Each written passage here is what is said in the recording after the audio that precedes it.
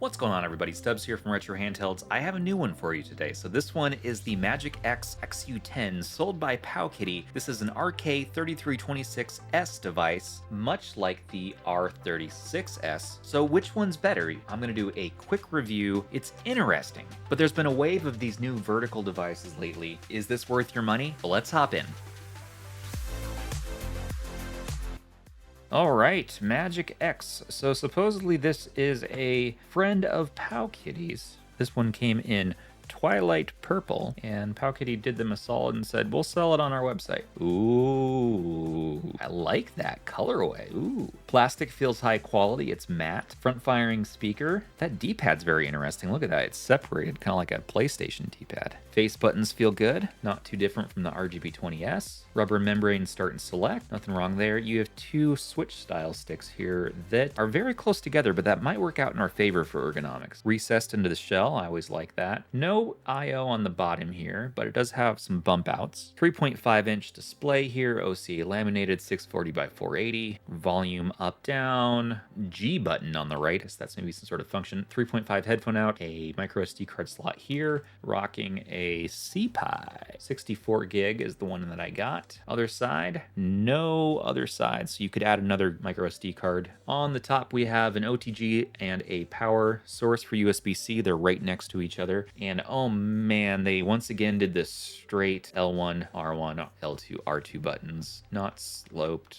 but they feel good. They're quiet, clicky. You have a vent on the back, and interestingly enough, you have a power button on the back and a reset button on the back, so that's a first. One other thing to note is, look at this. There's a lip on the top, so there's like ears for no reason, really. I don't know why they did that. It's a style choice. Nothing wrong with it necessarily, but interesting. It looks like there's an LED light here, and look what else comes in the bag. This purple suede pouch. Put it in there. Fun. Like that. Carry my XU10 around. Face buttons have good travel. Yeah, those feel good. And the D-pad actually I like. I thought I might not like that it's separated like this, but it pivots really nicely.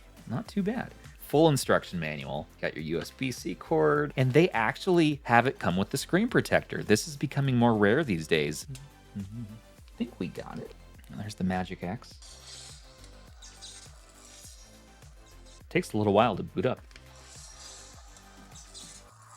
Okay, as far as systems on here, you got PSP, PS1, DS, 64, Game Boy Advance, Super Nintendo, NES, Shredder's Revenge, so it looks like they have a port. They have a bunch of ports. Beats of Rage, Dreamcast, Naomi, Sega Saturn, Mega Drive, MAME, Capcom, Capcom 2, Capcom 3, Neo Geo, Arcade Classics, Amstrad CPC, nice, Atari 7800, Lynx, Famicom, Disk System, Game & Watch, wow, Game Gear, Game Boy Color and Television, Sega Master System, MSX2, Neo Geo Pocket Color, PC Engine, 32X, SG-1000, WonderSwan Color, and they're all named really nicely. Aspect ratio, you can change that. Bilinear filtering, definitely off. Shader set, we have UI mode full or kid, might be a good gift for a relative or a loved one.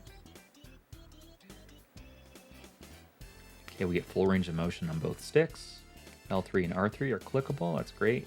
Okay, you have an option to favorite something if you want. You can press X to search. Pretty limited settings here. Very locked down. Software's a little slow, not terrible. I believe the software is Pandora Box, meaning you see this on some of those portable arcade systems. So we are gonna have to go through and set per emulator, it looks like. Now, there's been other handhelds out in this form factor a lot recently. The closest one is going to be the R36S right here. If you wanted to see a dimension comparison, they are very close. They're both about the same size as this can of Kroger black beans. So you can see a little taller than... Now, something definitely more bean-sized is going to be the RGB20S from PowKiddy. Almost the same height. The R35S, this one's kind of not in the running anymore, so we're just going to get rid of that, since this fully replaces it and really is better in every way. The RGB20S still is a nice device. Unfortunate that these sticks are up here, not down here, because this is such a more ergonomic layout. Now look at the placement. So on the R36S, you have the joysticks on the far left and the far right. Here, they're inset a bit more in the device there. So doing it like this, you're gonna have your hands like that. I don't know, this might actually be more ergonomic. That's different. It's definitely a design choice. And I like how these are both recessed into the device. I like that. RGB20S, you got it pointing all the way out. Price point is nicer on the R36S. This comes in a full $10 cheaper, even when it's not on sale. So this normally being $70, I really hope it stays at the $60 price. That's the right price. If anything, even could go lower. But they do have matching specs, matching RAM, matching chipset. This has a 3,500 milliamp hour battery, while this one has a 3,000 milliamp hour battery. So less battery life on here. Shoulder buttons. Of course, these are going to be louder on the R36S. These are nice and quiet. If you take a listen, face button comparisons, the face buttons are better on the MagicX by far. Not stiff, easy to press, both rubber membrane. D-pad as well. I got to give it here to the XU10. Looks to be, they're the same joysticks as far as I can tell. Placement really is the only thing here. I don't like these are clicky and these are rubber membrane. That's better on the XU10. I can tell this was designed with some love and some care. A ribbed backing here, of course, but you can't access the battery. So I like that you can access the battery in the R36S. That's better. They're both ribbed. What is with this ribbing lately? What do you think of the speakers? XU10? Yeah, nicer treble in this. This has more mids to it. So if you like mids, I would say the 36S is better. If you like your highs and your treble, this is really pleasant. I like that. There's some good design choices in this. Now, as far as screen quality goes, the XU10 has a bilinear filter turned on. You have lots of options here, so you get more options on this core. Oh, you get some latency controls. Look at that. There's a MagicX shader turned on here. I don't want. There we go.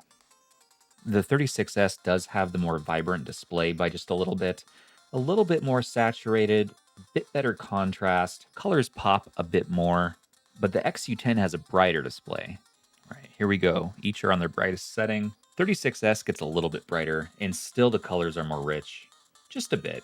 Let's see what else it can do. That's annoying. So when I go to clean the screen or grab back here, I keep accidentally hitting the reset button. So I just reset the system by accident. So by default, it is putting a shader on. It's not a bad shader, maybe a little bit of performance drop, which I'm wondering if it's related to that shader. You actually get rewind in here too, that's cool. Okay, latency settings, run ahead. That's great that that's an option. You have cheats here if you want. This does not have Wi-Fi in it. So yeah, it has that MagicX shader. And there is a max performance mode if you want to try to push it. Auto's probably okay. As far as hotkeys go, looks like nothing's working right now, which is a bit of a bummer. In the instruction manual, it said certain systems do have some hotkeys, but we have no fast forward option here, which is strange because there is a rewind. I'm not having the most ergonomic time with this thing so far, though, but I haven't really used the sticks a lot. Let's see. I kind of have to cup my hands back here, or if I'm playing like this, then it's going to look like this. Compared to this, this is probably a bit more comfortable. No, you can still tell there's a shader on, but it's a really nice shader, though. I mean, it's a beautiful shader. It's just, I'd like to have clean pixels here, so we're going to turn that off. But that shader is gorgeous. Yeah, now it's running well, though. Let's save our state. We don't want to tempt our fates. I wish you could hold down a button so it rapid fires through these really fast. So I have to go through all these for every emulator and set it this way. Come on. Come on. MagicX. If it was magical, it would let me rapid fire through these. There's clean pixels. Yes. No stuttering. You know, I'm sure you could run it with that shader if you had max performance mode on, but just give me the clean pixels. More battery life. All right. So that's Super NES. Let's step it up a bit. Let's take a look at Sega Saturn. So you get save states in Sega Saturn. Cool. Not having fast forward though in these is tough, especially if you're into role-playing games. Sometimes I like to skip the dialogue. Joystick's not working right off the bat. So what's up with that? Player 1, analog mode. Okay, let's see if that does anything. Save state. Now we have joystick. I mean, the controls are in the menus are nice and simple. It's a clean UI. I just wish we had things like fast forward. That's a bummer. There's no hotkeys. Let's do Christmas Nights into Dreams. A little bit of slowdown here. Let's do an Amstrad game. Beyond the Ice Palace. Okay, let's kill these bats. Come on, bats. Ow. Come on. Leave me alone, bats. Why are these bats so angry? Play some more Amstrad. CPC. So it does come with Game & Watch. And again, the Shredder's Revenge port. I want to see what that's all about. And if we hit the function button, we quit the game. Okay, that would have been nice to know beforehand, but okay. The controls are pretty good. Do some PlayStation. got lots of PlayStation games on here. We have disc control, so you can swap discs. Cool. Really wish we had fast forward. But the controls are really nice. I mean, really responsive controls. The screen looks great. All the performance is solid. Looks gorgeous. Pepsi Man, yeah. Audio is not sounding great here. Ow. There's supposed to be music here. Is this running without the CD tracks? The last game too, Klonoa, also I thought had music. I think they left off the music tracks on here. Maybe to save space? Weird. Let's do some Spyro. Yeah, the audio on PS1 is not done well. Yeah, even though earlier on NES, the highs on the speakers sounded better, on PS1, it's a train wreck. You hearing this? I mean, it's just terrible. Here's another game also that doesn't have its music playing. You hear this? Twisted Metal 2. You know I'm all smiles and pickles until we hit some deal breaker on the device, then it's all downhill from here. Here I was saying, oh, it's lovingly crafted. Oh, there's some nice touches here. Completely borking. What is that? What is that? What is even that? Is it a matter of you need to stay below a certain volume? No, it's all crackling now too. Garbo Town. I'd rather eat this can of Kroger black beans straight from the can. Need to save that for my producer later. Oh, you hear this? Also missing the music. You hear this? Look at this. Is this acceptable to you? Is this a presentable way to play a game? Horrible. Ugh. No. Let's see if we get any Marios on here. Let's see how Nintendo DS fares. That was very upsetting. Oh no. The speaker's all borked on here too. Oh no. Oh no. Why? Oh no. Look at those tiny screens. This is not an ideal way to play Nintendo DS either. Can we at least... What options do we have? Oh, hitting the function button just takes you back to the... Okay, we have lots of options for DS. I want to do a single screen. Speaker just buckled under pressure. Maybe it... I mean, it was sounding good earlier. You heard it. I think we blew out the speaker. That's what we did here.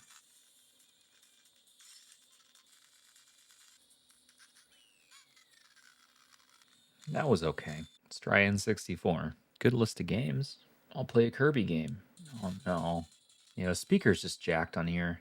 I believe it's just my unit. I hope it's just my unit that has a blown speaker. I would suggest playing with the sound off or with some headphones though. AKG K240's here. Plug in. Okay, so I can tell you that the audio out of the 3.5 out here is sounding awesome. No issues. What is up with graphics on this? That's not right. Okay, so hitting the function button quits out on N64 as well. Good to know. Wow, the audio sounds brilliant through headphones.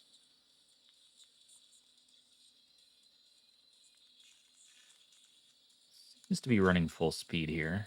Not the most comfortable, I would say. Let's do Tekken 6. All right, we got some frame skip going on and some of the usual tricks you see on these 3326 devices.